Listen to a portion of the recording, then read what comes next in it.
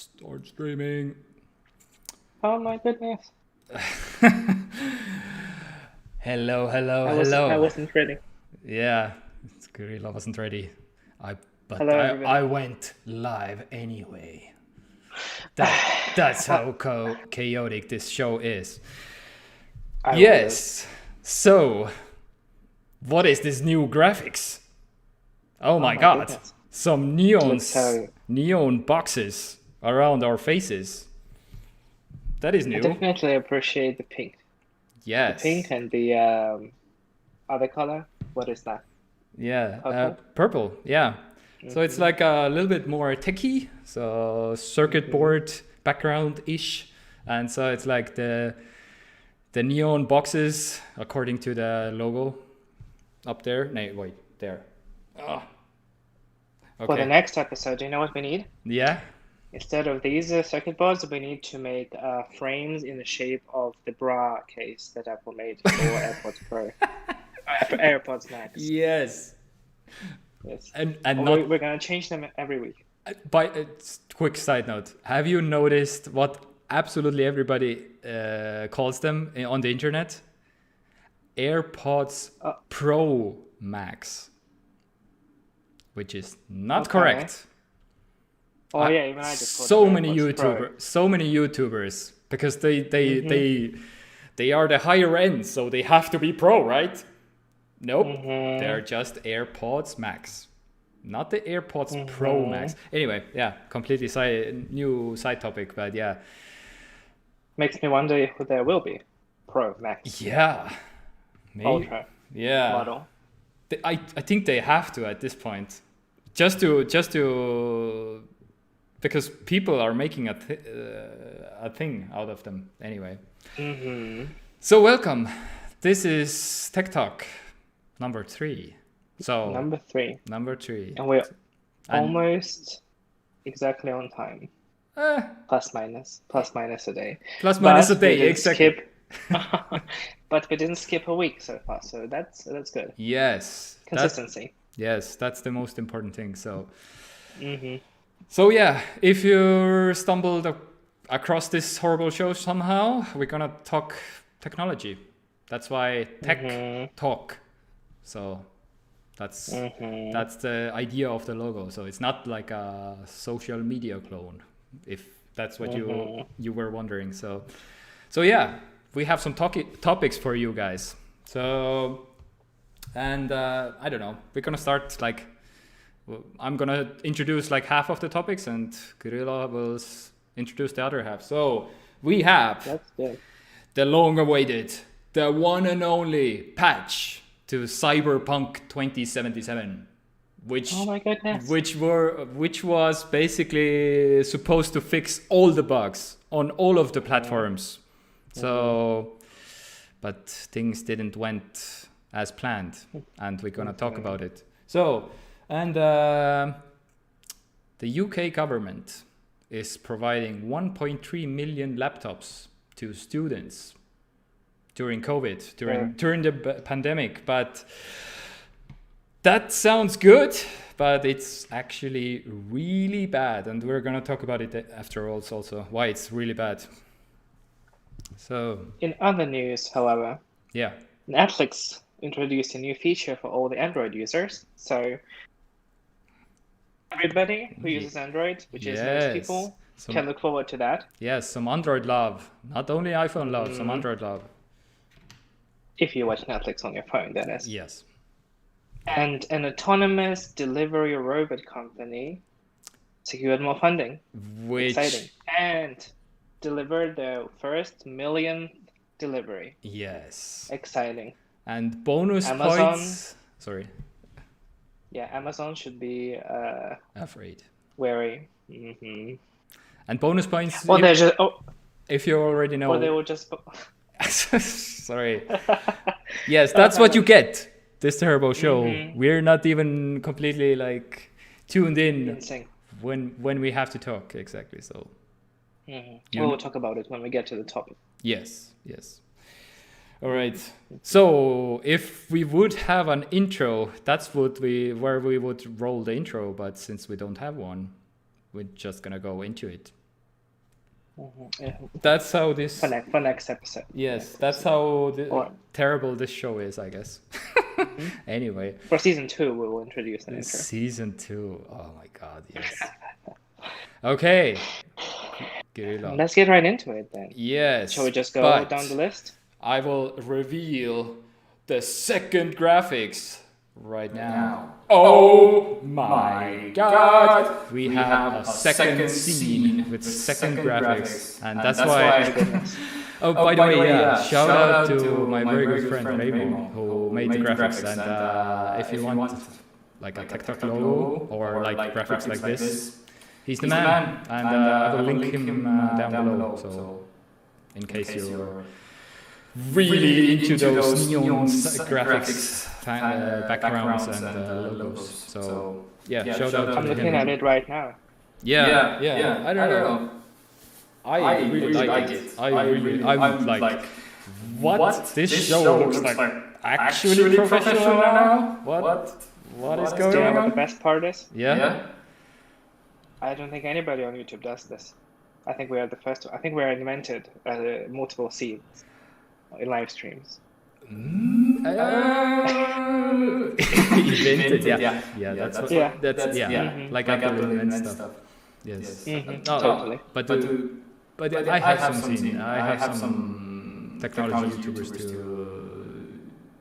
do stuff like this. So yeah, I know you were kidding, but have you seen many of them doing that stuff like this? I don't really watch live streams on YouTube. Fair enough. Very rarely, if I just like accidentally stumble upon like a channel that I watch that has a live stream, I will like tune in for a while. Weirdly enough, I kind of okay, this is also can be a topic for a different time, but I kind of fell off the bandwagon of like streaming watching. I used to be very much into like Twitch, for example. But now, unless there's like some massive game or something coming out, I'm like, CyberPunk? Have you watched any streams of CyberPunk, for example? No. No? I haven't played it either, but I'll play it by myself in like 3 years when it's fixed. Let's get into the... Okay. Just so you know, but you played on your PlayStation 4 for some minuscule time, right? No? I played for a couple hours, yes. Couple hours. Okay. Not like days, hours. Okay, fair enough. No. Okay. By the way, really ironic that you're not into streams, but you're making yourself a stream. So anyway, the irony is strong with this one. Maybe this will reintroduce me to the watching part of the live streaming. Watching yourself. Yeah. Anyway, so Cyberpunk. Yeah. So as you can tell. So wait. I need to.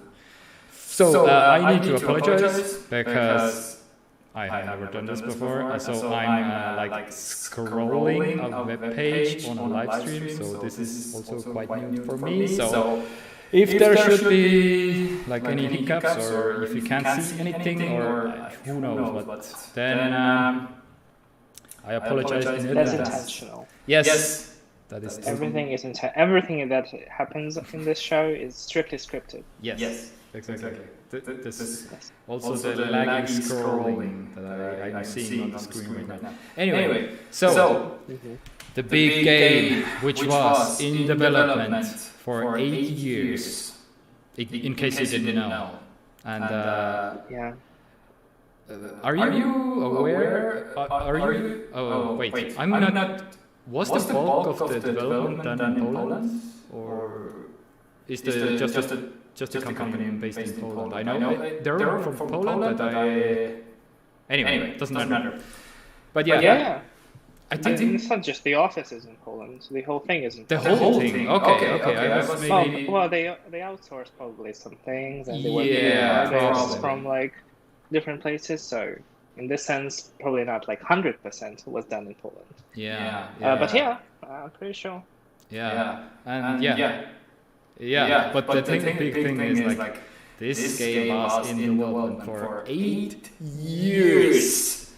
So and now since you sound surprised, but it's honestly not that uncommon. No, yeah. I mean, in the sense of like, in terms of the news that we're getting into it. So Right. That is less common. yes. So That is. you would think if you have developed a game for 80 years, there would be nothing left to develop. But yeah, apparently there is. Well, yeah, since they aimed for every single platform, basically, so they were like, okay, this turned out to be not so great of an experience for the console players. So they released a patch which was supposed to fix everything, basically. The whole thing. So they promised to run the game way smoother and everything. But there is a huge but now, because this patch breaks the game. The huge patch. In other ways, yeah. Because, okay, the big thing is basically that there's a workaround, and by now I think they have probably fixed it. So it's like not the most recent news, but still. So since everybody and their dog is playing this game, so we just wanted to mention it anyway. There is a portion of the game which okay, this article is really short actually. Anyway, yeah, here you can see the can call the player and just not speak. So there is a portion of the game where there needs to be a conversation happening with a guy, but the bug will prevent the conversation from ever happening, basically, and you can't advance in the game ever. So it's like, great, my 60 euros down the pipe, basically. I can't even advance in the game anymore. So it's like, but yeah. And there was supposed to be a fix, a temporary fix among other players. Was that that's what I meant by apologizing for the stuff. Yeah, and this will make everything. Oh, okay. Now you can see everything. Perfect. Yeah, the first patch was released Friday. But yeah, the temporary fix was. Here you can see first low SA from before, and so these are the characters of the game. Can you tell I haven't played it yet because I'm not into CyberPunk yet, but I will get to it. Yeah, once we finish this conversation, I'll send to the office. The quest progressing updates immediately skip ahead 23 hours. This should make the call and conversation happen. So. In case you didn't know, there is a temporary fix. So this is like a mini PSA if you have the game. I do like that it's the CD Projekt themselves who suggested this fix for the fix that they implemented into the game. Yeah, usually those fixes are from the players or something like that. Because so many millions of people are playing it right now, so they usually find the fixes themselves, but the CD Projekt Red was like, I know this isn't perfect, but this is like a half fix, basically. So yeah. So I don't know. How do you like? Did you see the apology video from CD Projekt Red also that they uploaded? Yeah. I feel like they're a decent not like a typical corporate company in the sense of like they won't even talk about any fixes because our game is perfect and everybody who gets stuck, it's their fault or something like that. So they're helping out the community basically, and they're like the video that they posted on their own YouTube channel. They and on the website, I guess, they take some responsibility. So it's I don't know. I feel like that you should say that. Okay, there's I something. think that the entire apology was complete load of shit. Yeah, Honestly. I see where you're coming from. Yeah, I felt that also that it's like it's kind of mandatory, but the fact that they put the apology out at all, I feel like. Because I see a lot of companies that are not even bothering to upload any video about it. You just have a 1-2 lines of maybe apology from the PR department, not even the because this was a guy from the high up. He was basically the co-founder. Usually, The person in chat is suggesting that you have echo in your audio again. Wow. Okay, you have the. Unfortunately. Yeah. Okay, wait. I thought you fixed it. Did not fix it? Oh, wait. Oh, sorry, yeah. Okay. It Oh, okay. I think I see where the problem is. How about now?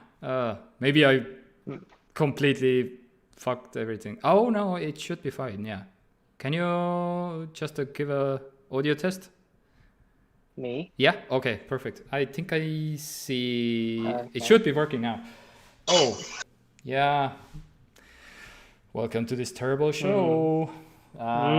Maintenance live. I love it. Maintenance live. This is the reality TV that we deserve. Wait, we have a second viewer on this terrible show already? What the hell is going on? I'm not ready for this kind of attention live. Totally. What the hell? Wait, I need to. Wait, I need to. Oh, Lotus Film.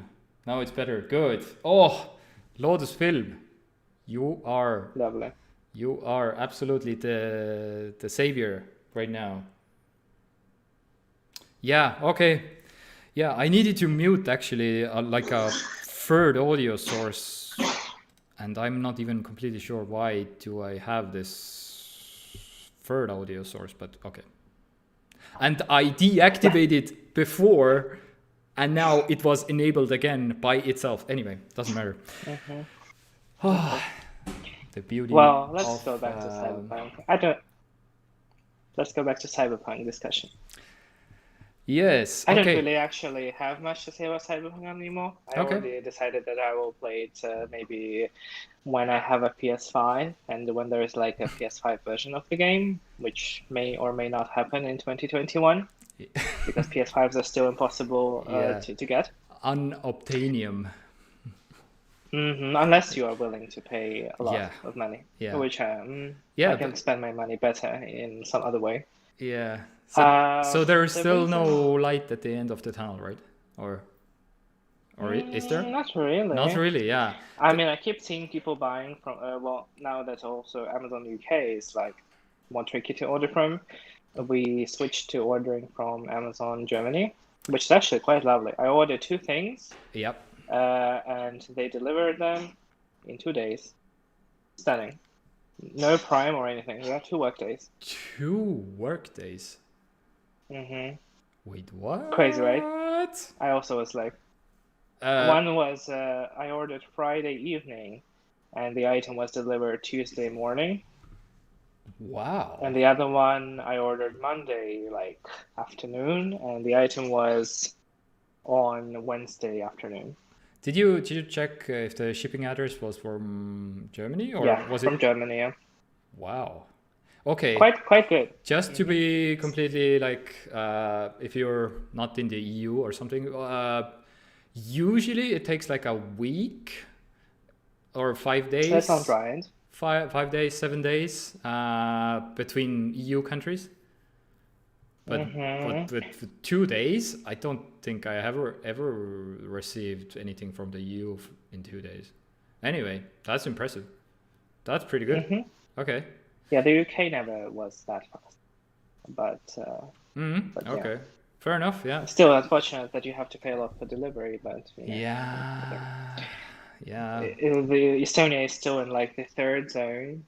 Yeah. the third zone in terms of like deliveries, which is like ridiculous because everybody's in the third zone. Another side tangent for the show, except for like 5 countries. Yeah. Anyway, Yeah. so where was I? Cyberpunk, yes. Yes. Okay. So I'm not going to play this game until it's fixed and it's playable on PS5 with a PS5 version of the game. And they said they will release it in 2021, but I don't know. Yeah. Who knows when They that's didn't gonna even happen. specify Oh no, what half of the year even, or I don't believe so, and oh, that's good because I can't. okay. Their plans and promises for things, and when they come and what they should do Yeah. clearly don't work. So maybe it's Yeah. better not to promise. Nobody's expecting them to promise anything. Yeah. It's just kind of like the thing that they do them to themselves. Nobody would be mad if they didn't say that the patch, what was it, 1.1? 1.1, yeah. Yeah, yeah. Wasn't going to fix every issue, but Mm-hmm. companies. The reason why I didn't appreciate their video that they sent is that, like on the surface level, it kind of sounded as if the CEO, yeah, the CEO was giving Yeah, the this video. co-founder. I don't think he was co-founder. the co-founder. Okay, so he was like giving a sincere apology, but he didn't really apologize for the things that, Yeah. for the bigger issues with the game, which was clearly mismanaged by the executives in the company. So he said that he accepted full responsibility. Yeah. And then 30 seconds later, he was like, our quality department really didn't do a good job.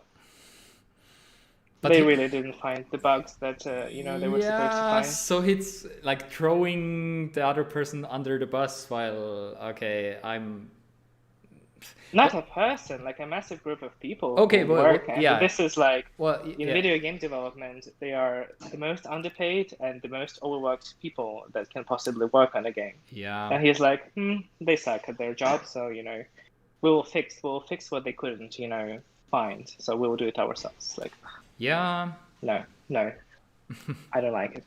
Yeah, that's true. So I want them to just stop talking, stop making videos, and just actually work on the game. There are plenty of examples of games that came out and were broken, or maybe didn't have all the features that the developer promised before, and they just shut up and did the thing, and then the game became much better. So I feel like CD Projekt Red has this idea that they have to, because they do have this kind of air of like gamer friendly sort of like vibe about them. Yep. That they are the company of the people. They are. Yeah. But I don't know. I don't really see it. To me, they're exactly the same as any other publisher / developer.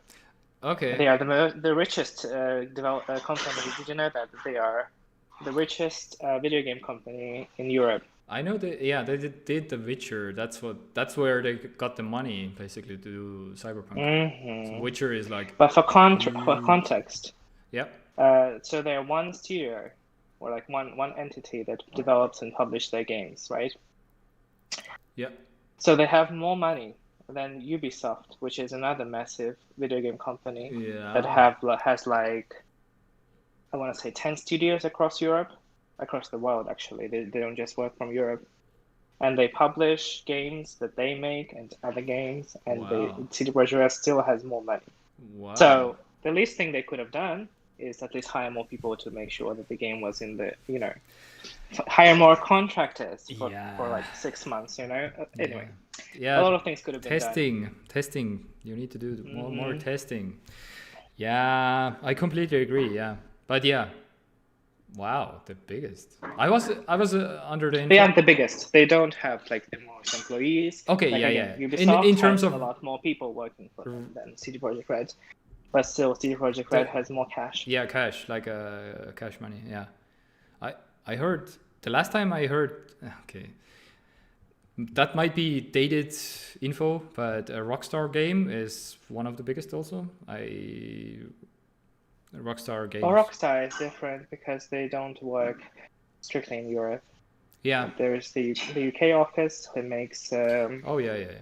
Grand Theft Auto games. Yep. And there is a US office who makes the other stuff. Mm.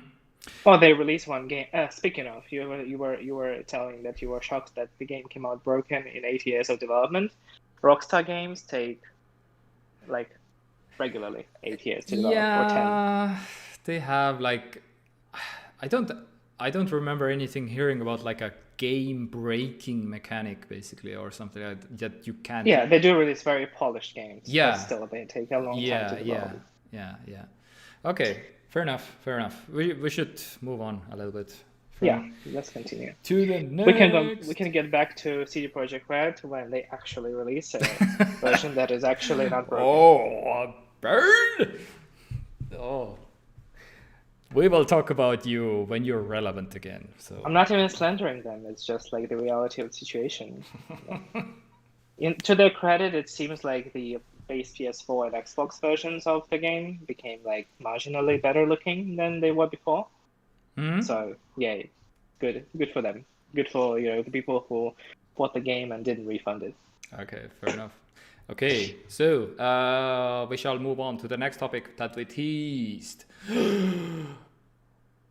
Yeah, I'm sure everybody already forgot what was the topic. Yeah, let's continue. Yeah. So the UK government promised to supply 1.3 million laptops to children in England during the pandemic because the coronavirus is still a thing, and for homeschooling, which sounds good in theory, but 1.3 million laptops were affected by Russian malware. Dude. Okay, this is like a sort of PSA thing again. I feel like there is always a catch when buying like a super cheap like electronics thing. Okay, in this case it was the there was the model of the here it is. The model of the laptop was GeoBook 1E, so it's like, what the hell is Whatever that is. Whatever that is. Mm-hmm. So yeah. Some Chromebook, I assume, or something similar. Yeah, it's basically like I think it runs the Windows version of like the ARM version of Windows or something like that. So it's like a cheap low power thing, but. Yeah, the biggest problem with this was that it had the malware was called, okay, I'm gonna butcher this again, so Garmurui or 1? Okay, doesn't matter. Anyway. No idea what that means. Yeah, so it's like identified by Microsoft in 2012 that it's a worm capable of downloading files to a PC. This is exactly the reason why IT people need to be in charge of IT, not like people. 1.3 million laptops, go for it. You can very easily shoot in your own foot with this one. So, and Exhibit A. That's basically the same thing. Also, I basically included this topic in the for basically the same reason that so many people have come to me like, okay, but this phone costs only 150 euros. Why isn't this a good phone? And I'm like, okay, do you want your Chinese government spying on you 24/7 and sending you like your personal information into China or something, basically? I won't name any names, but there have been plenty of proof that if the phone is like super cheap, Pocophone and some other Chinese like Realme and some other phone manufacturers, then the cheaper cost will come at an expense that most people won't realize. There have been. Yeah. It also depends on how much people care about this cost. Yeah, of If you're course. buying a Yes. 150 euro phone, Yeah, are you that concerned that that's true. Yeah. Chinese government will know what kind of like cute animal videos you're going to be watching on your phone? Assuming that you can access YouTube from it. I don't know. I mean, yeah, I guess I agree. I do appreciate the gesture though. It's nice. I wonder why it's Mm-hmm. own as I mean, the article says that it's only applicable to England. Mm-hmm. I wonder what happened with the other components of the United Kingdom. But still, Yeah. providing laptops free, right? As I understood, free laptops to The government basically bought them. So, by the way, right. our biggest fan, Lotus Film, also joined in on the action and said, Xiaomi. Yes, I can't say definitely. I haven't like gotten any like proof from the biggest. Basically, Xiaomi is one of the biggest. Like Xiaomi is the, if you, in case you didn't know, Xiaomi is number 2 behind Samsung in terms of like number of devices sold, mobile phone devices. I believe. I have to double check that. Maybe that has changed, but biggest phone. That sounds like it could be true. Fact. They work in many markets that more like premium brands don't really penetrate that well. Yeah, Xiaomi. Oh, the Samsung also releases like 1 million phones per year. From like ranging from, I don't know, I'm not sure they release like 150 euro phones, but like 200, 250 euro models, I think they do exist. Oh, wow. Okay, sorry, I was wrong. Okay, Xiaomi is number 3, but so it goes Samsung, Huawei, and then Xiaomi. Mm-hmm. But so Apple is number 4. I mean, so yeah. Well, Apple also sells more expensive devices, so that doesn't surprise me at all. Yeah, I mean, in terms of profit, Apple is number 1 without any doubt. They're number 1 in terms of like profit of smartphones. So it's like not even a competition basically. Mm-hmm. But yeah, the number of devices, Samsung, Huawei, and then Xiaomi, and then Apple. Anyway, yeah, just a quick like providing you some facts. I don't know if in terms of like it's also interesting to me. So it's like get my facts straight here. Anyway, yeah, but that's basically the whole reason why I included this article. There is always like a double-edged sword in terms of like.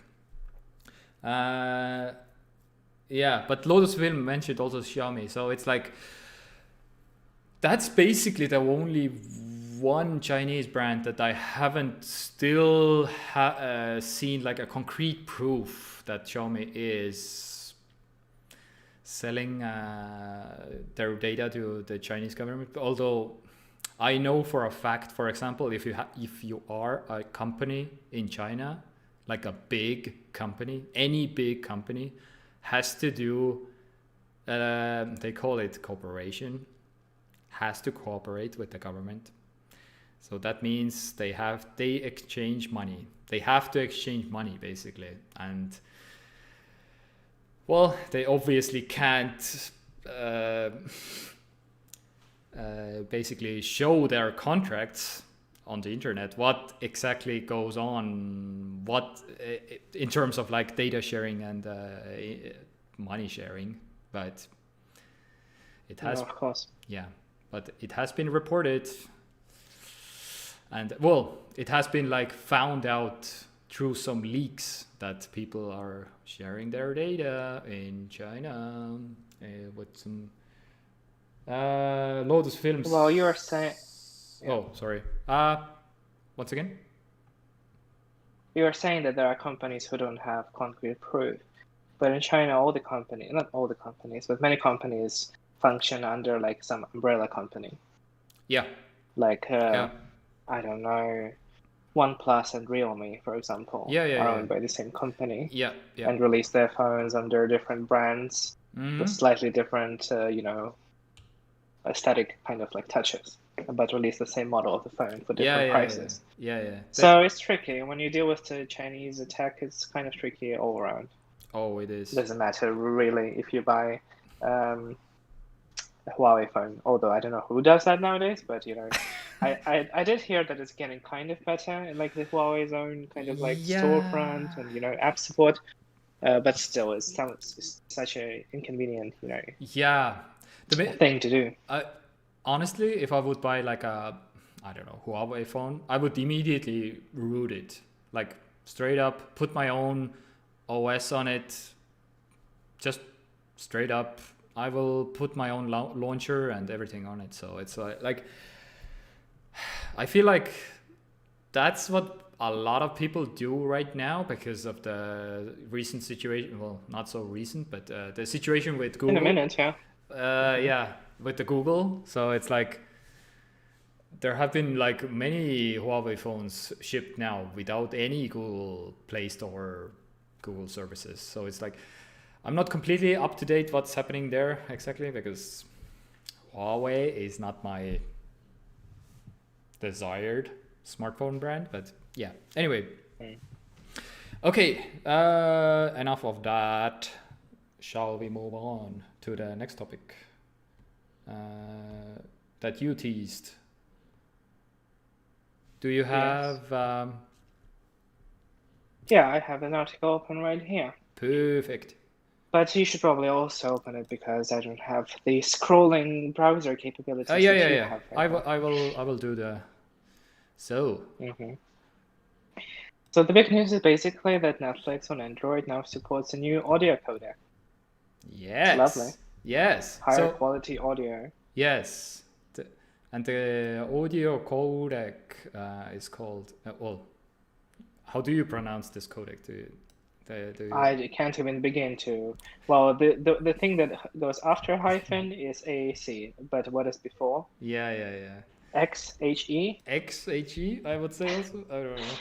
Anyway, yeah, who knows? But anyway, so just spreading basically some love to the Android users out there here also. So it's like, I know Apple uses also an AAC codec, but this is not the same. Apple but maybe has their own thing. Yeah. They have their own they do. Codec, of course, but I feel like the AAC thing is somehow it's a higher audio codec.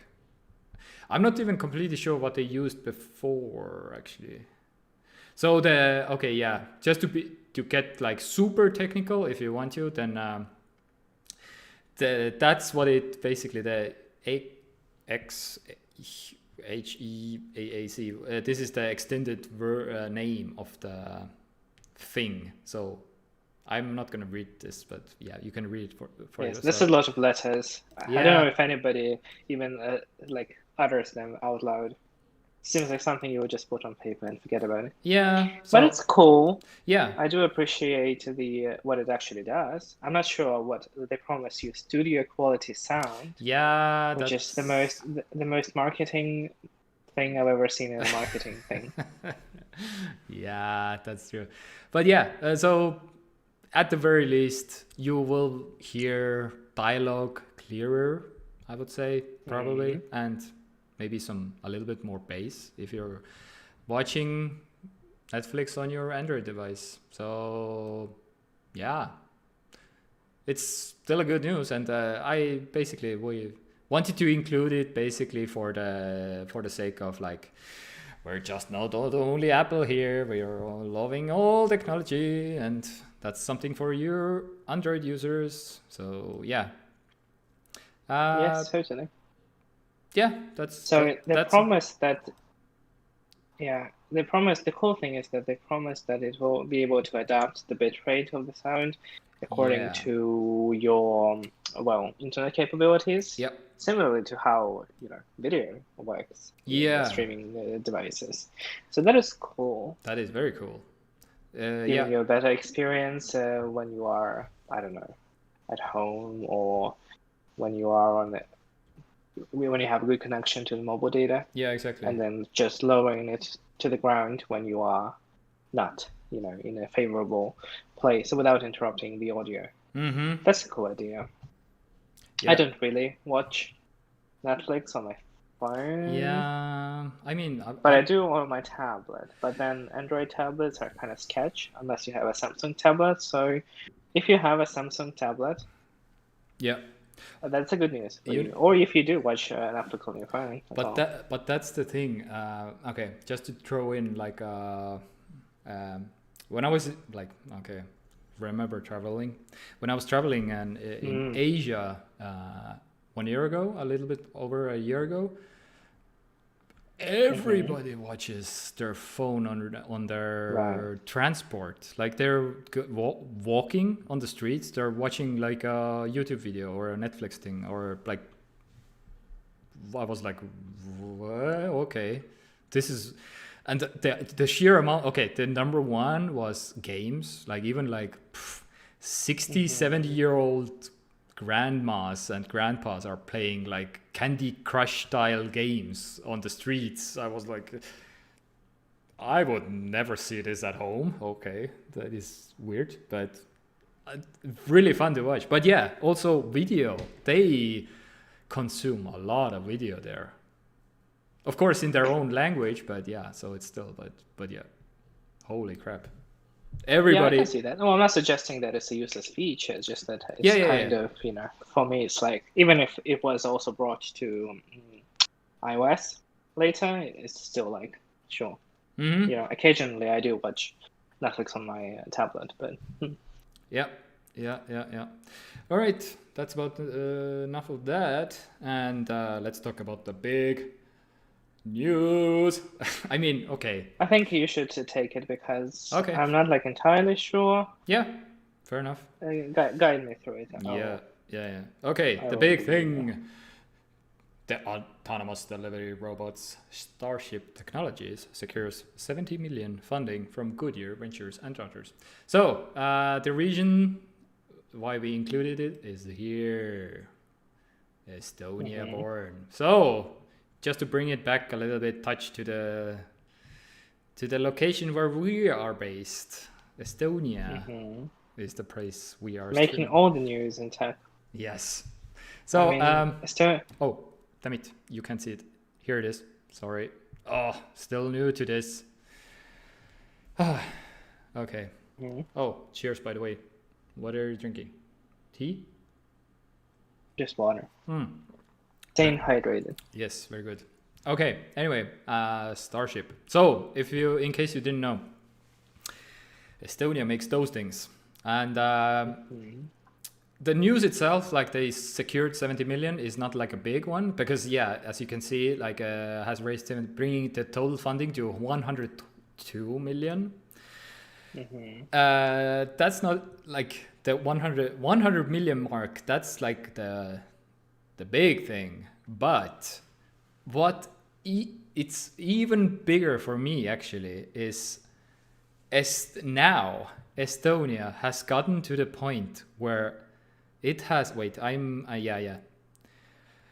120 robots in town home now, the world's largest fleet of autonomous robots. Estonia provided the world's largest fleet of autonomous robots. Okay, yeah, if you're not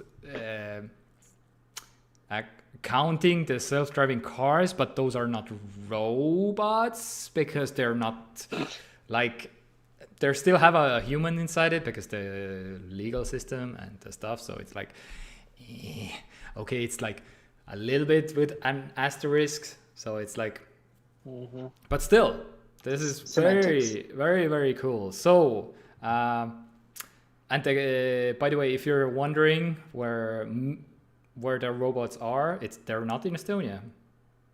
They're somewhere called in Milton Keynes. Do you know where Milton Keynes is? I couldn't even begin to imagine where that is. But why it's not in Estonia? That's what I don't quite understand.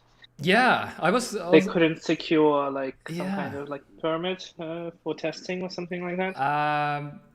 I I think the problem is also one is the regulations and one is the demand probably also. Okay, if you didn't know, though the robots basically deliver e-commerce stuff. So you can deliver your groceries or like small e-commerce stuff Yeah.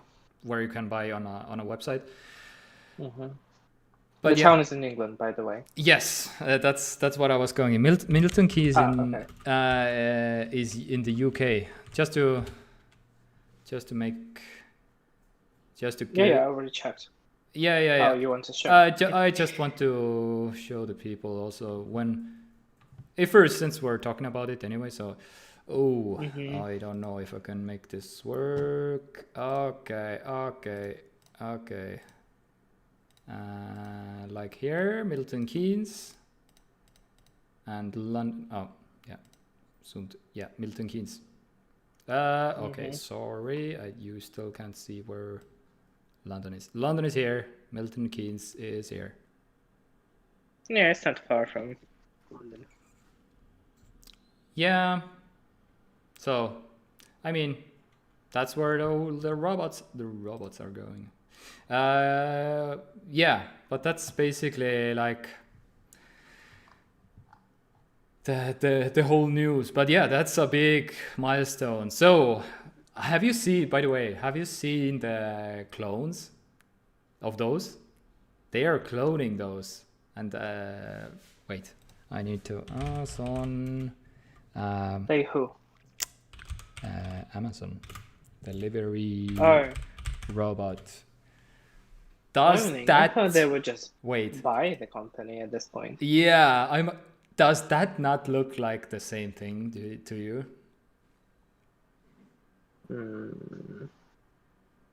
Dude, what the hell are you doing? Amazon, Jeff, you should know better. But again, Amazon, like who can buy pretty much everything and their dog at this point. But yeah, so it's like the last mile robot. So it's like Amazon is already testing also those robots in US. So it's like, I mean, maybe Amazon will buy Starship Technologies or something at some point. I wouldn't be surprised. So Jeff Bezos could buy them with just his own pocket money, I'm sure. Yeah. Oh man. He wouldn't even have to use the Amazon's capital for that. Yeah, exactly. He will buy it with Amazon private Amazon account. Just. You said they secured what, $100 million? $100 million dollars or euros? Was it dollars? $100 million. Dollars. Yeah. So yeah, so they can be bought for like $1 billion and stunning. You know. Yeah. How much is $1 billion really? For Amazon. For Amazon? Okay, I can get some robots. Fair enough. Yeah. Good for me. Enough. It's like an impulse buy, when you grocery shop and then you get to the cash desk. And you're like, oh, I want this like chewing gum. So that's kind of like that. Yeah, that's Jeff Bezos, pretty much. Like, yeah. Anyway, yeah, so that we basically, just to show you, like, if Amazon ever buys this, then Starship was from Estonia. We're extremely proud. Was Skype. Yeah. Probably people already forgot about that. Yeah. Or never knew. The Estonians will never forget. Skype is. I know that, and I knew that before I moved to Estonia. Yeah. Okay, well, that's so maybe Europeans in general kind of know that, maybe perhaps. Yeah. Oh. Not that anybody will use Skype anymore. But yeah.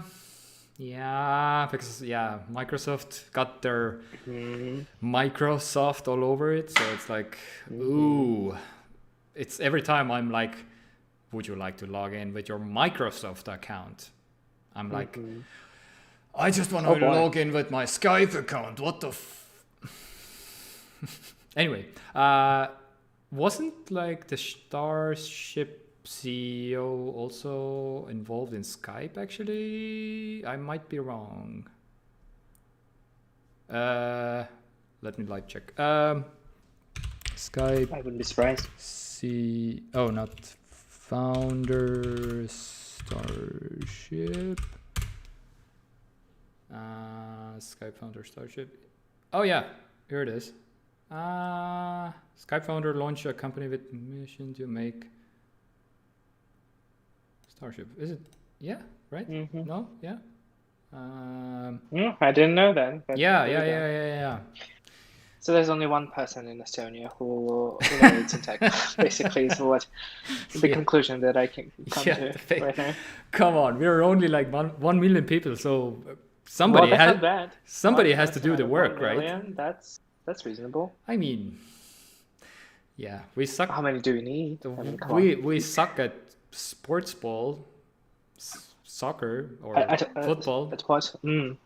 So it's like, if you're making like a sports team with 1 million people, it's like, it's gonna suck. That's the whole cold hard truth, basically. Anyway, yeah. So, but let's get to the most important news of the week. Which is? Kyrylo. Oh, the articles that I added. No. Oh, no. Let's also cover the things that I added later. Oh, okay. I think we can quickly. Right. Because one of them is kind of cool-ish and very tech, so I feel like we have to talk about it. Let's get this one first out of the way. Do you have the articles to show people? Ooh. No, not really. Give me a sec. You can start to talk about it, but I will catch up with you, basically. All right. So the first article is kind of tech adjacent. Is that soon you will be able to find, well, not you, but more people will be able to find actual gambling apps on the Google Play Store. It used to be reserved only for UK, Ireland, France, and Brazil. Mm-hmm. These apps were available, but now it's going to be expanded to 15 more territories. So these are the United States, Australia, Belgium, Canada, Colombia, Denmark, Finland, Germany, Japan, Mexico, New Zealand, Norway, Romania, Spain, and Sweden. So quite a few European countries as well. And that's the news. So these are actual apps that you can actually gamble in with actual money. And I assume you can also get actual money out of them. I imagine. This is the thing that I'm not in. Wait, don't entirely. I didn't see any age verification thing on it. Did they have any kind of like you have to be at least like, I don't know, 21 to download them or use them, or? As I understood, it's left to developers for developers to design these systems. So that is tick a box and press OK. You are 18 plus. You know how it goes. Yeah. So yeah. That's a big move. Imagine like millions of kids hooked on like gambling apps. Well, I mean, it's already the case. Loot boxes. I mean, any mobile game is a gambling app. Microtransactions and stuff. That isn't governed by the gambling legislation.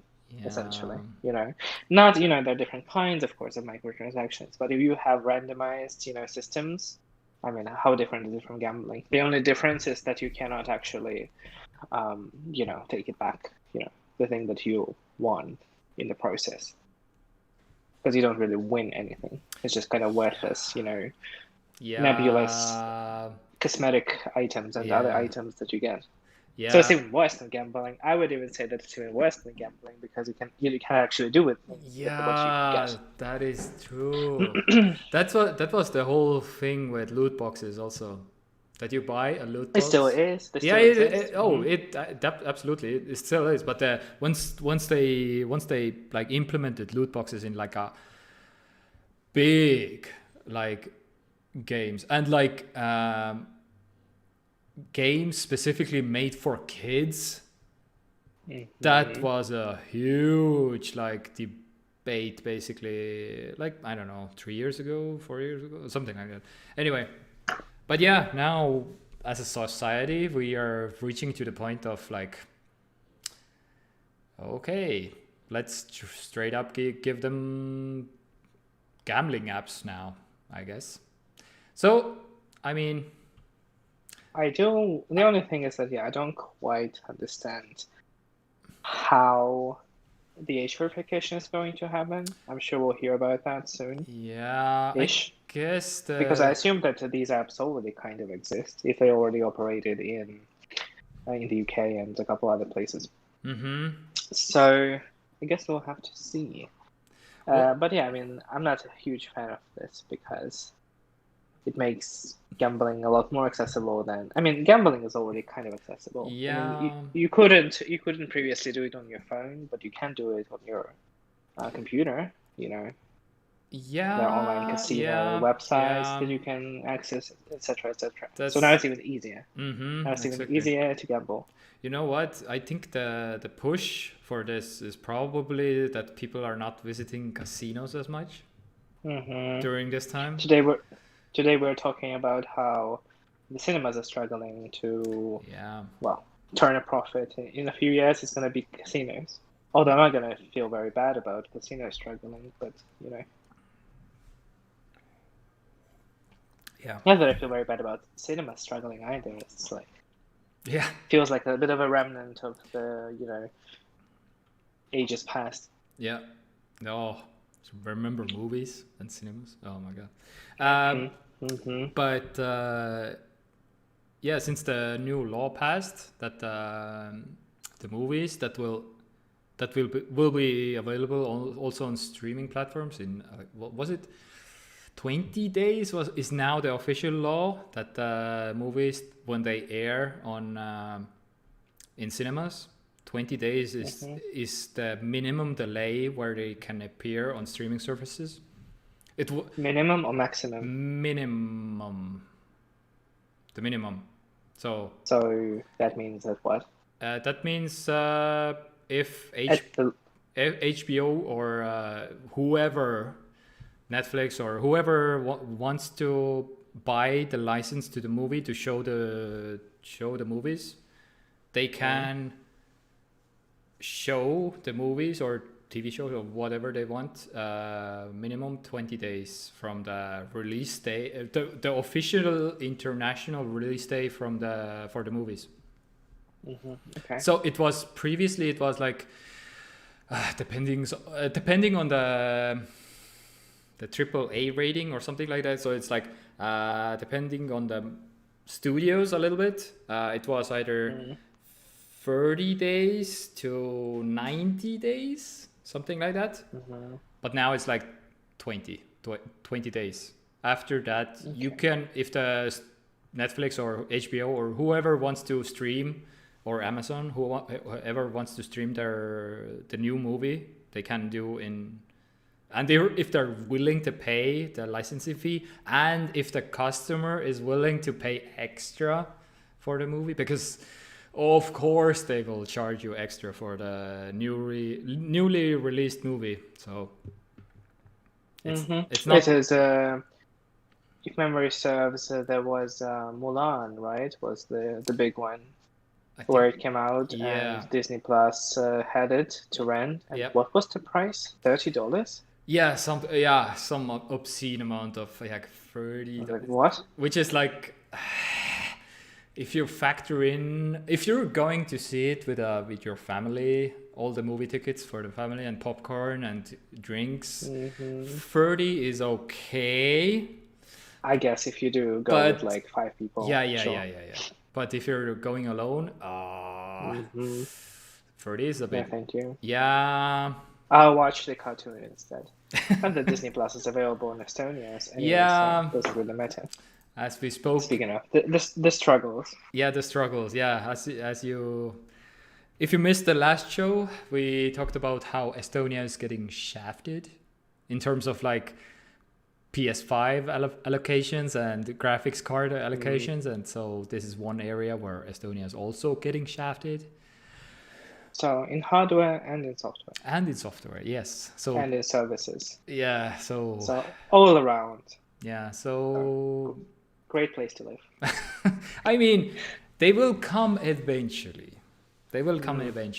Well, I don't know. I read reports that Sony expects the PS5 supplies and PS5 availability to remain limited throughout the entirety of 2021.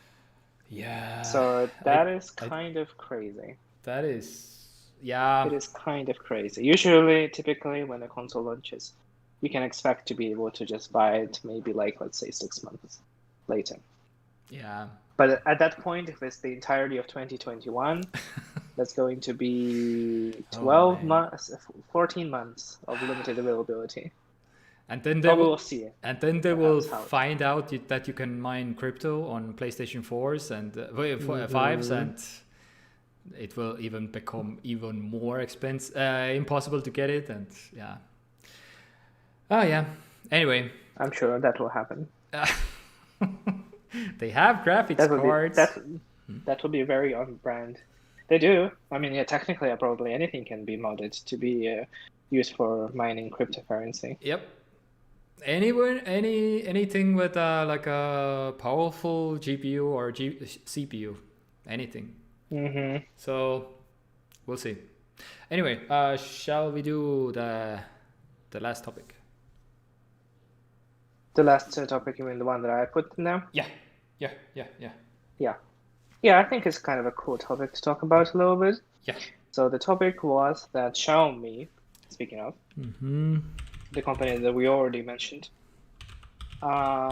is developing a device that would allow you to wirelessly charge, gadgets. Yep. From like across a room. Yeah. Through air. Great. Cancer, here we come. Fascinating. We should talk about it. So yeah. So as I understood, it will look. Can you show like what it looks like? This like prototype device. They have a tweet there that kind of shows. Yeah. Well, it probably doesn't look like that, but it's the photo, right? Yeah. It's probably render somewhere, not the actual thing. But yeah. We are excited to bring you the remote charging technology. Multiple devices simultaneously while you're gaming, walking around, or even something when something in the way. No string. That's a typo in their own official tweet. Okay. Anyway. That happens more often than you would think. Yeah. Okay. Another giant leap forward in wireless charging technology. Yeah. So it will be, as I understood, it will be like a tower that will be quite big. I don't really know what would be comparable to it. Yeah. But it will be bigger than a PlayStation 5. Yeah. Or it will be like an air purifier size of a box. So for reference, you'll be. For reference, Mi Air Charge technology is a 5-watt charging system. So 5 watts is like the typical iPhone charger, like a typical the small one, with the phone. So 5 watts. The one. Well, okay. The one. It's been there since the beginning of iPhone, since the beginning of time. So it's like not like a fast charger. So it's like it's the by today's standards, it's the slow charger. So yeah, definitely. But yeah, again, this is wireless, so the wireless chargers usually are anyway typically slower than wired. But yeah, but again, some Chinese. Not typically, they always are slower because a lot of the energy that is produced is wasted while it gets to your battery. Yeah, definitely. Yeah, but there are. Oppo is one of the biggest ones, where Oppo is one. OnePlus and Oppo are the same company, basically. Well, the umbrella company owns Oppo and OnePlus, and I believe so. they have a 65-watt wireless charger now out, I believe. So Wireless it's like charging? yeah, that's like they're basically the pioneer. I very much doubt it, but I mean, it's basically more like a numbers thingy, but let's yeah, it's a thing. yeah, 65, right? Was it? Yeah, 65 watts. Yeah, 60. Air VOOC. Yeah, and this is the anyway block. But yeah, so that is kind of crazy. It is, right? On a like conceptual level, when you have 65-watt wireless charging, which I mean is probably not all that great in many ways, but still. Yeah. And then meanwhile, until recently, iPhones still came with 5-watt chargers in the box. Until 2019, right? Yep. iPhone 11 still came with that. Only the Pro models came with faster chargers. Yes, exactly. Yeah. But that is funny. So, in case you're not in the loop, what basically wireless charging and especially fast wireless charging does to your battery, it creates a lot of heat. Your phone will feel like really be like, okay, the newest ones, they gotten way better, yes, but the earlier models were getting so hot basically that it was like you had to be careful to pick it up from the wireless pad basically, which was like what? Okay, and what heat basically does to the battery, it degrades the battery. Heat is bad. And that's why so if you're charging wired but fast, that creates also heat. So any kind of heat basically is bad. So technically the best way to, if you want to preserve your phone basically as long as possible, the slowest charger and wired. But again, I completely understand the convenience of like, oh yeah, just 5 minutes charging, like 30%, 40%, wow, damn. Like the new OnePlus phones. So people don't really are not concerned about battery life because most phones, still last basically for 4 years, 3-4 years. So it's like if you were only not phones last, the batteries do. Well, yeah, okay, not. I mean, that's like the good thing is that you can replace the well, you can't replace it yourself, but you can have somebody replace it for you. Yeah. So it's very much the case of like, how much do you care about your battery degrading faster? Yeah. As opposed to like charging your phone very quickly. So it's kind of like that. Yeah, exactly. And it's the same for fast wireless, wired charging, wireless charging. I mean, it's kind of similar, sacrifice that you make. Yeah. Okay. You said that the latest technology made it better in terms of like heat generation, but there's absolutely no way the 65-watt wireless charger doesn't produce a lot of heat. There's no way. Yeah. Oh, the absolute highest end, the 65 one, they will still produce heat. So it's like. So you may charge your phone and cook an egg on top. Yeah, pretty much. That's why. Like a sunny-side up egg.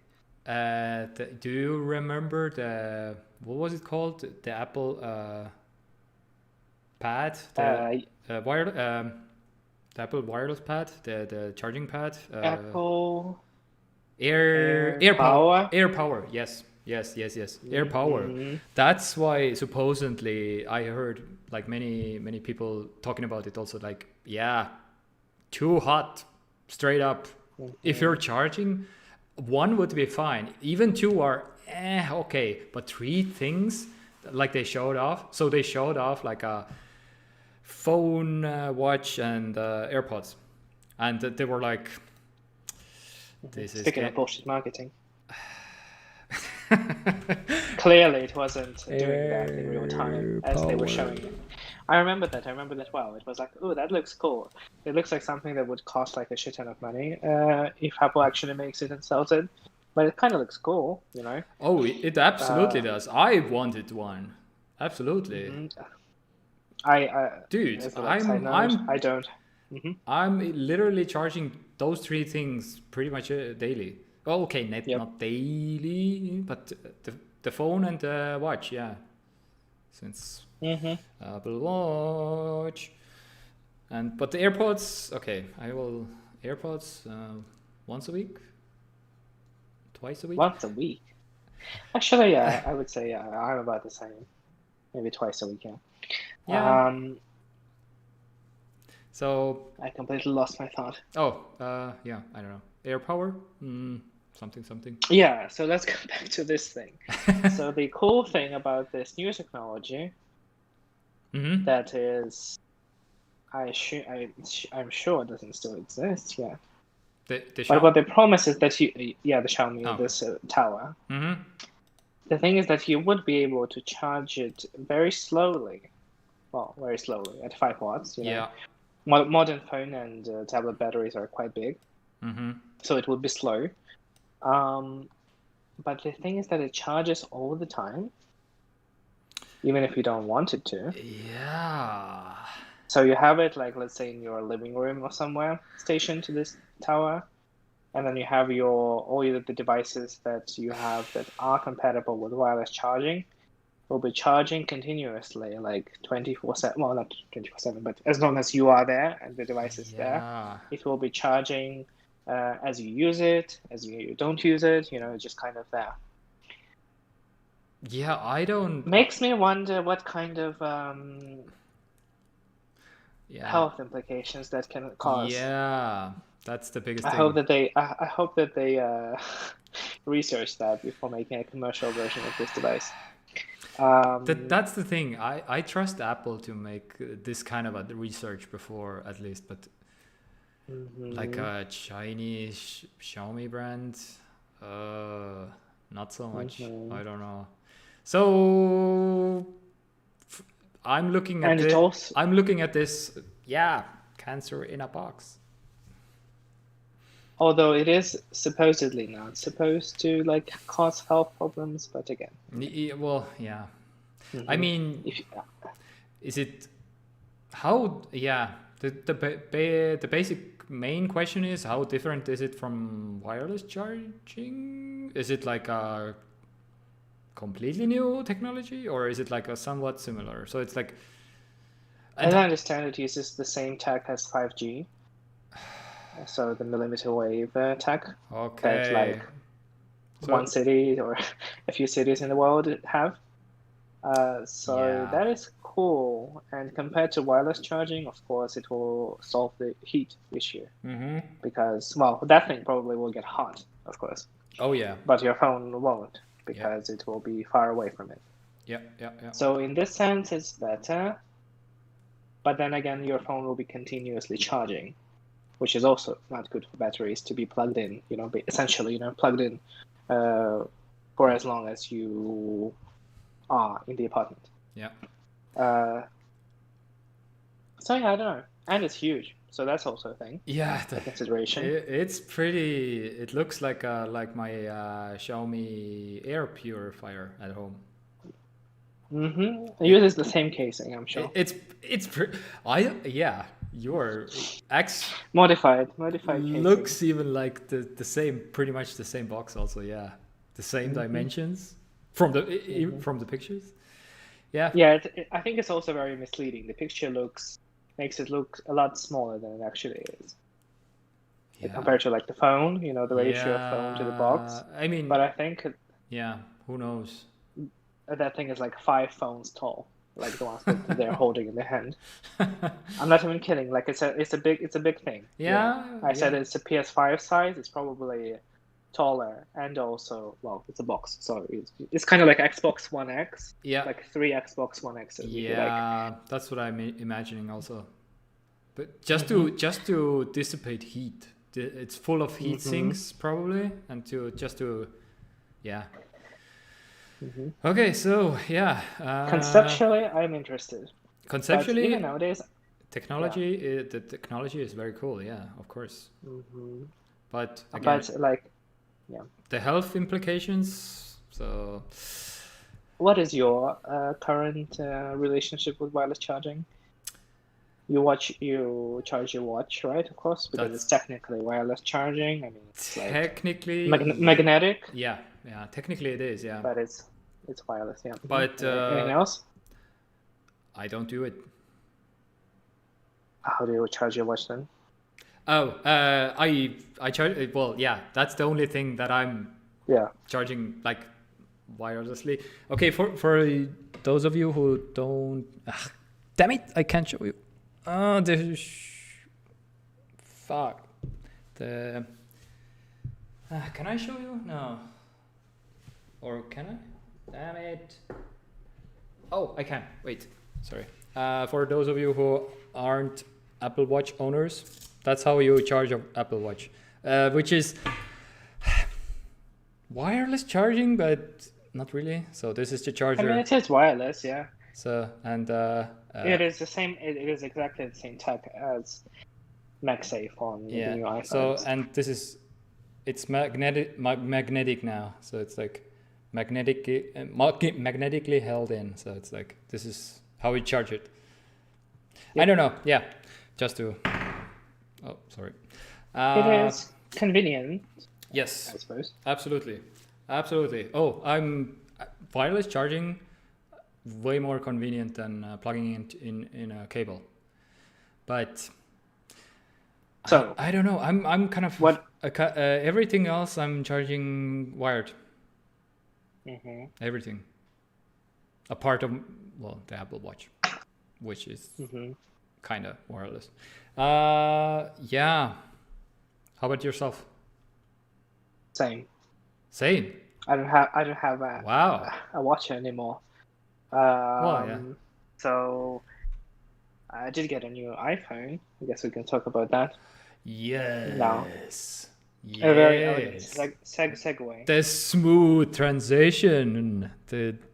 Oh my God. My co-host is learning how to smoothly transition from stuff. Nice. Yes. Very nice. Not as smooth as Linus transitions. But... Yes, exactly. If you're watching Linus, yeah, this is this is the cheap version of the van show. Anyway, wait, I will switch back to the new scene. Oh my God. The production. All right. The production quality. Oh my God. Anyway, yeah. So, Mr. Kyrylo has a new phone. How's the new phone? That's good. So I used to have a 2018, I think, iPhone XR in the other. Lovely phone. Lovely color. XR. Yeah. And I exchanged it for the iPhone 12. In white. In white. Nice. Okay. The reason, there's two reasons why I went with white. Yep. One is because I only feel white and blue from the new colors. Yeah. Okay. I don't feel the blue. But okay. You don't like the blue? No? From the 12? No. From the 12 Pro? Yes. Okay. I like both of them. I like the Pro one as well. But the problem with the blue is that I typically don't use cases on my phone, so I usually buy a skin from D brand. I mean, everybody knows what D brand is, right? I ordered one already. It's coming from Canada, so it's going to take probably a long time. Yes. And there's no color in the D brand catalog that goes well with the blue. Oh, it doesn't look great. So I was Wow, like, that's why you basically chose the white one. that was one of the things. And One another of one is that okay. this phone, I don't know, people say that it looks very iPhone 5 like, It absolutely does. Yes. but to me, it looks exactly like the iPhone 4. Well, Not yeah. exactly like, Okay. but like a Yeah. modern version of iPhone 4. I mean, yeah. Because 5 had aluminum back and like a glass panels on top and bottom. Yeah. It looked very strange. I actually didn't really like the way iPhone 5 looks back in the day. And huh? Sorry. I keep talking. I will show them an iPhone 4. Yeah. Give me a second. So I used to have an iPhone 4S back in the day, and it's to this day my favorite iPhone. And it wasn't white, so I decided to have a nostalgic throwback to that time. And it looks beautiful. It looks exactly like iPhone 4. Well, more or less, like an updated version of 4. Yeah, doesn't it look this? I mean, come on. Well, yeah. I mean, The white one, because I knew I had the white one also. So it's like, yeah. I mean, it does have really like modern things, like the Apple logo is like in the center, as opposed to the top, and it doesn't have anymore the text, Yeah. designed blah blah blah. Yep. But And and the front, of course, looks different. yeah, the front Technology moved forward. those bezels though. Yeah, Anyway. the bezels are quite nice on this thing. So yeah. So what I was telling is that when I had iPhone 4S, it was my favorite phone, and it was in white. And when I saw it in the store, I was like, okay, this looks exactly like that. So nostalgia moment happened. Yeah. And yeah, the other colors I don't feel. The minty green one looks very strange to me, and the red one looks better in person than in like marketing materials, but not quite as beautiful as this crimson red that Tenara had. Mm-hmm. Okay. So I decided to go with white, and black is just boring, so I decided to go with white. And it's lovely. Very nice. I didn't think iPhone XR's display looked bad until I saw them side by side. There's like a significant difference between them. How about the OLED display? So it has OLED display and a significantly higher resolution compared to XR. Yeah, that's the thing also. Yeah, higher resolution also and OLED. Yeah. Mm-hmm. So also higher pixel density. And this display reminds me very much of like the 4S display or the 4 display. The first Retina display when it came out, it was like, wow, nobody was doing it at the time.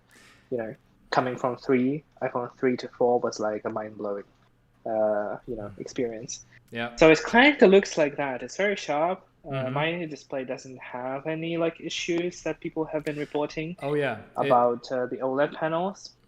Yeah. By the way, if you have iPhone 12s or are trying to buy one, you might be. Oh, sorry. You might want to be alerted about like some tinting issues and some display flickering issues about iPhone 12. So if you have that, or if you buy one and you have that, then your iPhone, please return it and they will exchange it for you. So. Well, actually, no, they won't. I don't think, because it's not a hardware malfunction. So what happens is there's two known issues. One of them is like more nebulous to me, is that like the phone has a yellowish tint to like the whole thing. Okay. Which to me is like, I mean, mine also has that, but I also use True Tone because it's great. So yes, it does make whites look less white in like a home lighting kind of environment. But I like it because my eyes are they are very thankful when I use that. But if you turn it off, it looks great. So maybe I'm not sure. Maybe there is like another issue that is like even more significant. That the whites never look white. Even when you like first set up your phone and it's like it has all these like screens.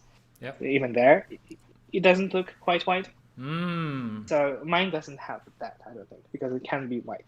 Okay. And the other issue that people reported is also quite specific, but I think it's also more annoying, is that in a situation where you're in like low light environment and your brightness is not at 100%, like let's say like 50, 60%, if you look at some kind of black images or black, like, if you have watched some content that has a lot of black in it, your display will not display the black as it should. It will display like weird green glowing kind of tint to it. So that sounds more annoying. I tried it. So the only way to test it, this is also a thing that you can't really test when you're buying your phone because, well, the stores have well-lit rooms. So you have to go in a room that is completely dark. You have to lower your brightness all the way down. And then you have to like turn on either like a picture or like just like black screen or a video that just has a black screen, and then you'll be able to see it. You can't miss it. It's quite obvious, like when it's there. Okay. So that's something you should be aware of, but it's also not something that you can necessarily test. Is it like at the store? So it's more like a software thing, and not a... Oh yeah. So people started noticing it. It's also unclear exactly if it's just random, or some people are suggesting that it's depending on what market you're buying it in. As in, like, maybe perhaps some markets got lower quality panels, perhaps. Maybe. Which is kind of weird. But yeah, so Apple know about this issue, and they told their authorized, what do they call them? Authorized resellers or authorized repair centers. So they instructed them not to accept refunds and exchanges for the items because they're working on the fix. Okay, and it's been quite a long time at this point since that happened. So it's been at least a few months. More software than hardware. Hopefully. Or maybe they can. It is hardware, or maybe they found a way where to fix it with software even. Yeah, we'll see. That's possible. Yeah. There was an issue with, I don't exactly remember what phone it was. It was an Android phone where there was a similar issue. And what they did is basically release a software update where they made it so that you couldn't lower the brightness to this threshold at which you can see this issue. You know what I'm saying? Wow. So you just wouldn't be able to do that. So you would like lower it all the way to the bottom, but it would still be like, brightish. Yeah. It's kind of a disingenuous thing to do. Yeah. So I hope that Apple won't do that. But then again, I can't really talk to how common this issue is. Yeah. I haven't seen... Okay, first of all, if you didn't know, Apple is buying their OLED panels from Samsung. Apple is not making their own panels, but it doesn't change anything. So, do you remember the Note 9? Was it the Note? Samsung Note 9. Samsung Note 9. The Note 9 was the one where it blew up, right? No, or Note 7. With blue what? Blew up. It exploded. Oh, the battery issues. Yeah, the battery. Yeah, I believe it was a Note 9. Yeah. Note 9. Okay. It was recent, so I don't think it was a Note 7. Do you remember how Samsung fixed earlier the exploding phones? They issued... Did they not recall? Well, they didn't... Well, yeah, they recalled afterwards, but the first immediate software fix was that they didn't allow people to charge their phone past 50%, something like that. And I was like, what? You can do, it is? You can do that with a software update? What? Okay, that is... Oh yeah, totally. That is pretty... completely unrelated not tangent, but a note. Sony said that they will release updates for the PS5 that will alter the way that the fans on the PS5 work depending on the games, on the data they collect from the games. So they'll make them run faster when you play certain games. Yeah. Or make them run slower and quieter. That's So yeah, of course, everything is like connected in yeah, these yeah, yeah. places. Okay, So. yeah. That the fan thing, the fan curve, and firmware updates for I even okay, weird at that, but I updated my water cooled bed with a software update, and it has a Okay. way more different fan curve now. So Uh-huh. that's the thing. Yeah, the fan curve is, I don't know. For me, it's like yeah, of course you can alter the fan curve whenever it kicks in and stuff. But for the battery, the Note 9, I was like, you can artificially limit somehow how the battery is filling up. Oh, yeah. Look, I'm gonna read you. It's a new thing that came That's with my phone. You know how you go on the iPhones into this battery section, yes, and you can check the battery health yep. or an estimate of your battery health. Yep. So it comes with these like maximum capacity graph that shows how many percent you have, yeah, and then it has peak performance capabilities, right? Yeah. Usually underneath, Yeah. and it shows if your phone is functioning properly or it has some issues. Okay. So now it doesn't say that. So it says instead where peak performance capabilities are written. Maybe on your phone as well. Maybe it was like a firmware update that affects everything. I'm checking. Now it says yeah. Built-in dynamic software and hardware systems will help counter performance impacts that may be noticed as your iPhone battery chemically ages. Does it say that? Under here? Yeah, where peak performance capability is, and underneath that. It doesn't, yeah? Doesn't. It just tells you that it functions properly, yes? Or it's like normal. Yeah, your battery is currently supporting normal peak performance.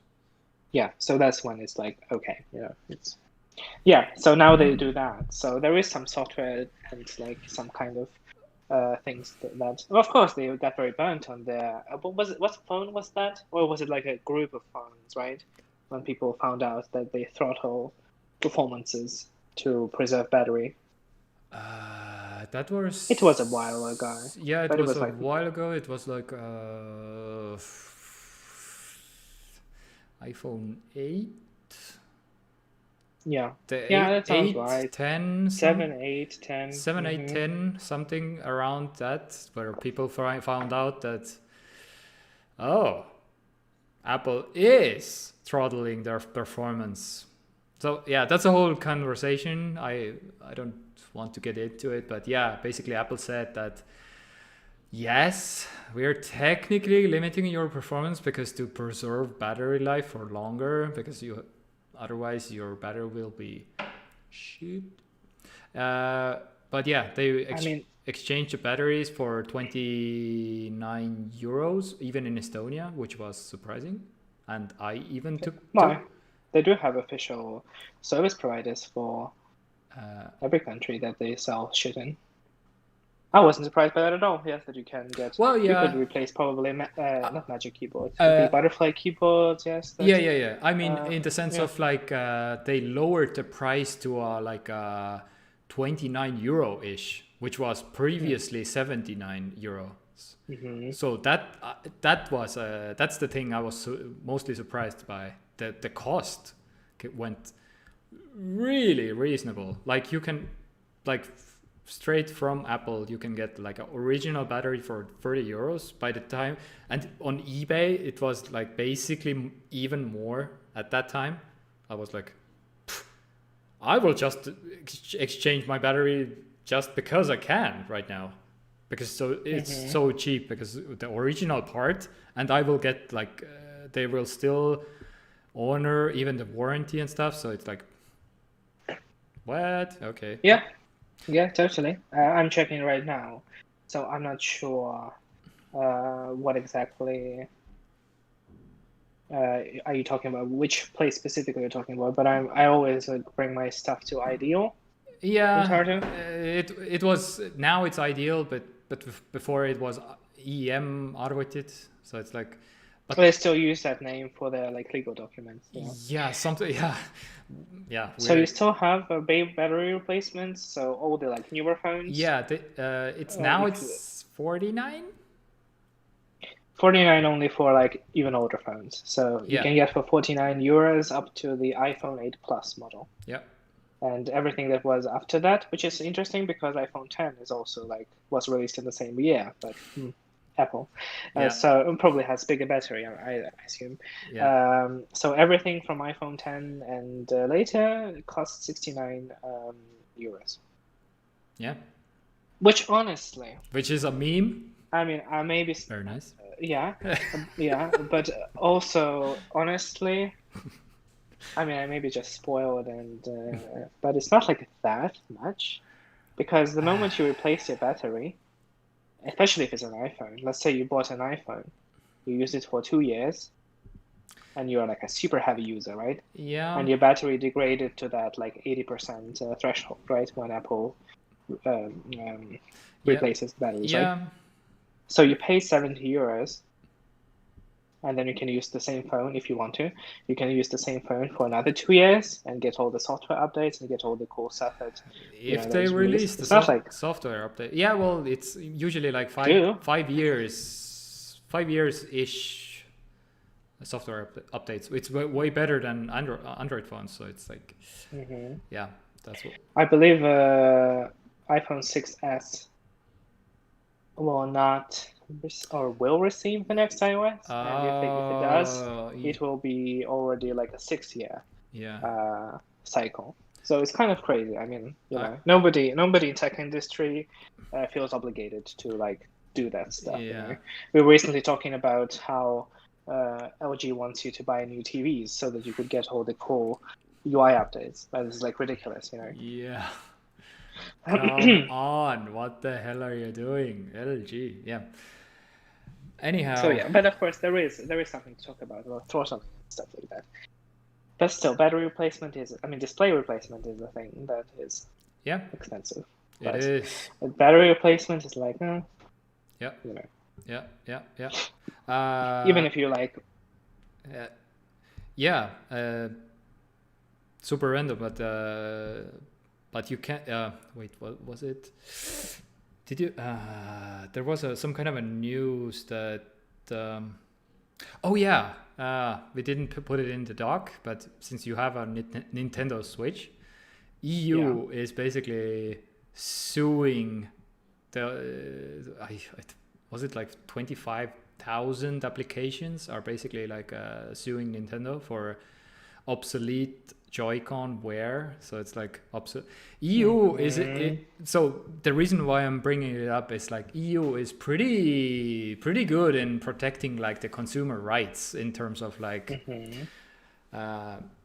if you're, for example, in France, have you heard that the new iPhone 12s come with chargers? And also I believe in Brazil and some other countries because in Brazil, because charger is like an integral part of you know, you cannot use a device without having a charger for it. I agree with that more or less, you know. So that's one good thing about living in EU. So it's like we're not completely fucked, but so it's like it is I'm happy to hear that because I mean our Joy-Cons are both fucked. Yes, that's the thing that happened. And I cannot believe that it wasn't sooner that Nintendo got in trouble. I mean, they have like a million lawsuits in many countries against this, but it's kind of ridiculous. I mean, this is a company that in the past was famous for their durability and quality of build for their consoles and peripherals, and now it's complete garbage. The pair of Joy-Cons costs 80 euros. I think so. Yeah, something a little under 100. Yeah, something 80, 90. And that is a lot of money. That is. If we bought a new pair of Joy-Cons every time ours broke, we would at least be on like third pair. Yeah. So it's a problem. Yeah. I remember it became quite a big deal in the States at first when Nintendo had to start issuing free repairs for Joy-Cons, even if the Switch was already out of warranty. Yeah.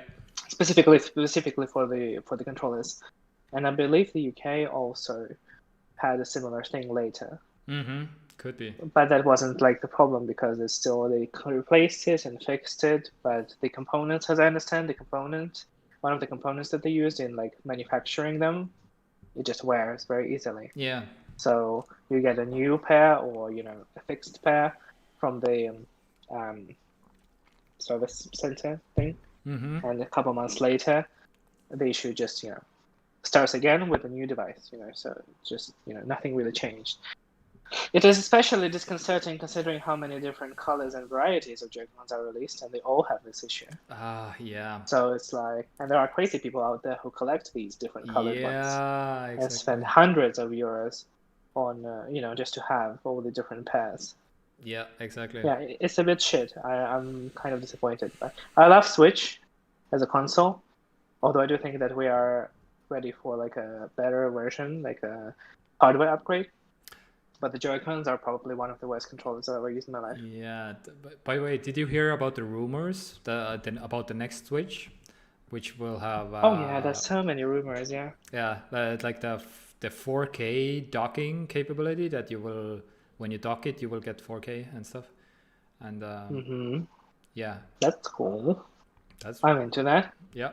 It's basically going to be like an external GPU, I assume, situation. Basically, yeah. Basically, I think, yeah. So, okay. So we are going to sign up for this class action lawsuit, because I mean it is frankly ridiculous. It is. And of course they don't address this issue because their lawyers are like, we can't like, and that is a lot of money probably that will have to be paid. Because Switch is a very popular console and there's a lot of Joy-Cons that were sold. Yeah. On top of the ones that came with the console itself. Yeah. So yeah.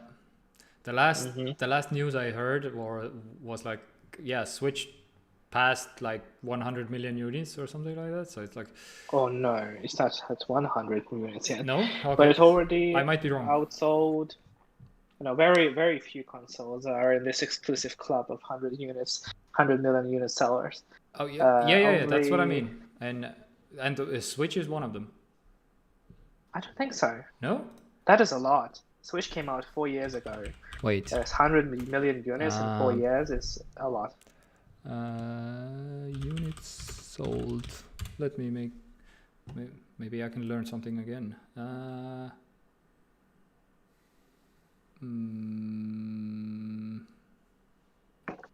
Units sold in total. Give me a second. I don't know. How many Switch units? Oh, okay, yeah. You're right. 70 million units. So that is also very good. That is pretty good. So 100 million is not that far, but still. Launched in March 3rd, 2017. So it will be 4 years. Yeah, it hasn't even been 4 years, yeah. Yeah, it hasn't. There's only 4 consoles that sold more than 100 million units, and 3 of them are PlayStations. So it's kind of an exclusive club. Yeah. Home consoles. There's also, of course, Nintendo sold a shit ton of Game Boys and Nintendo DSs and things like that. Yeah. But yeah, Switch kind of counts as both, I suppose. Yeah. So yeah.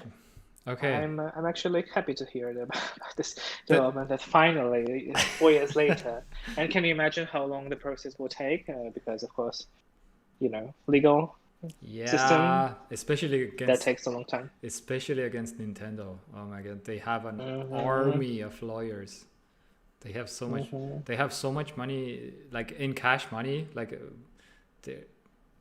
they're not even like a huge company, but they have just all the money basically. Anyway. Well, at least here we're talking about probably a lot of money that they would have to compensate. Yeah. But a bit of a sidetrack. I'm going to say that, and let's move on to closing component. Yeah. I think it was last week when I read that EU is doing all the things. Find a number of publishers, video game publishers, who were intentionally geo-blocking games among different EU member states. Yeah. So basically making them I heard unavailable in places, or like making them priced differently, which is illegal because for competition purposes. And it wasn't a big fine. I believe it was like a couple $1 million, let's say, for every one of these publishers. And one of them was Valve, and they got fined $7 million for that. And they're the only company of all of these, and of course the biggest one as well, who decided to go to court to defend themselves against it. Even though $7 million for Valve is like nothing. Yeah. You know, Okay. just pay it and move on. You know, Yeah. nobody's even gonna be like. Yeah. It's not even going to be like a PR problem either. Yeah. I mean, there's maybe 10 people who care about that. Yeah. You know. Yeah. But no, they decided that they will go and defend themselves in court. So that happened. But that's 7 million. I'm sure that Nintendo will be in a lot bigger trouble if all of these class action lawsuits actually, because if one of them, if the plaintiffs win one of the cases, then surely, I mean, logically, they should win all of them, right? And that's going to be a lot of cash. Yeah. Technically, yeah. Yeah. I guess one influences the other anyway in this regard a little bit also. Yeah, we'll see. We'll see. Have to maybe see. depending on different laws in different countries, Yeah. that can be also. But yeah, I mean, if it's Yeah. like the EU, then yeah, I mean, we should cover everybody who purchased Yeah. a Switch in the EU. Yeah. And I'm sure a lot of how many did you say? 80 million? 80 million units? Switch? You were researching? 70. How many? 70 million. Okay. I'm sure like a big portion of those 70 million units were purchased in the EU. Oh yeah, definitely. Definitely. Yes. Okay. Should we wrap this up? Yeah, we should. I mean, I think you were supposed to talk about like one more thing that you wanted to bring at the end. Yeah. Some kind of listening to something. Listening to something. Yes, it says Siim has been listening to Dayglow. Oh, okay. I mean, what is a Dayglow? I mean, since it's technically our show, I wanted to. Okay, I don't have a good transition for it, so but yeah, so it's like not yet. This is the first time we implement this segment, so yeah, it'll be rough. I was like playing with the idea basically to include also like some kind of a update of us into basically the show. So it's like, for example, I have been listening to. I'm really passionate about music, for example. So I wanted to include also I really like when other people talk about what they've been listening to. For some reason, I don't know exactly why. Okay, I'm really passionate I don't think it's that weird at all. I really like to get some hints from other people on videos that, oh, I've been listening to this, and I'm like, oh, I have to check this out, and I'm like, well, this is great. Okay, and that's why I wanted to include basically also that. For example, in the last week, I've been listening to Dayglow, which is my like a new artist that I discovered. So I like to give back to the people. If you're interested in some new music, check out Dayglow. I just saw like a live performance on from them, and I was like, they're pretty good. They're pretty good. All right, but yeah. Anyway.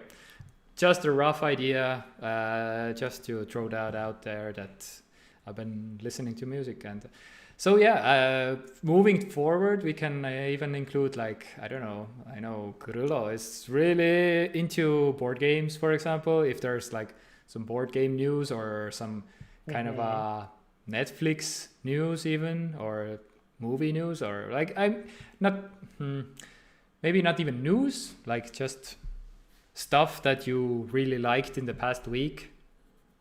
Yeah. Maybe I have something for this week as well. Oh, you have? Teaser for the future. We have a massive new board game coming soon-ish, hopefully. Really? That we backed on Kickstarter a long time ago.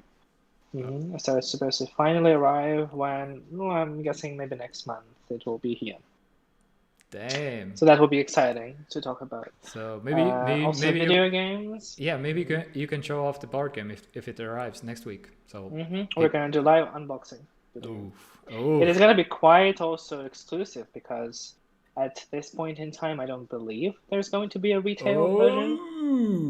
So only a lot of people backed this game on Kickstarter, but those will be the only people who have it for now. Oh, nice. So exciting. Very Yes. exclusive. But the thing that I wanted to mention Yep. this week, because I couldn't not mention anything since you were talking about Dayglow, which I'm also going to check out as well. Okay. Why not? Well, although it says that it's just one person. No, you're a band.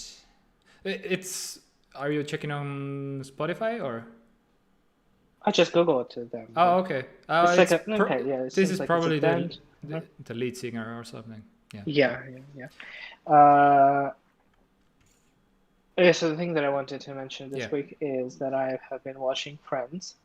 Yes. The television series. Yes. Oh that my I haven't seen before. I still can't believe that you have been gone this long. Haven't checked out like Rachel Green and Joey and all the stuff. Anyway. Yeah. So the show was a bit before my time. Yeah. My older brother, he is 8 years older than me, so that was kind of his time. But I'm watching it right now. I like it a lot. I kind of get a little bit tired of sitcoms at some point. Yeah, it's a little bit dated. It's a little bit too 90-ish, I guess. So it's the references. It doesn't even. Yeah, references are funny. Also, when some famous person from the 90s appears as a cameo, I'm like, okay. Yeah. And they have this, track cued in the background when the person appears for the first time, and they're like, "Whoa, cheering!" And I'm like, okay. So that's a person that was famous. But that's all sitcoms do that. You can't really fault them for that. I'm guessing you saw Bruce Willis, or I haven't seen Bruce Willis yet. Damn it! Two seasons in. I'm finishing season 2 right now. Okay. So what takeaways do I have for now? Well, Phoebe is the best character. Smelly Cat. Smelly Cat is the best song so far. Also, the one about the dead grandmother really touched me.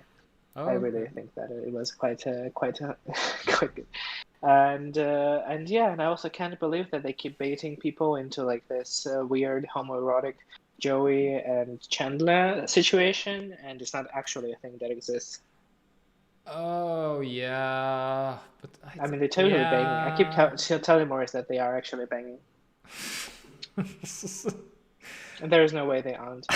They had this like a long story arc right now when Joey was moving out because he was like a successful actor at that point, and there was like a whole thing. Like, I mean, come on, they can't not be that.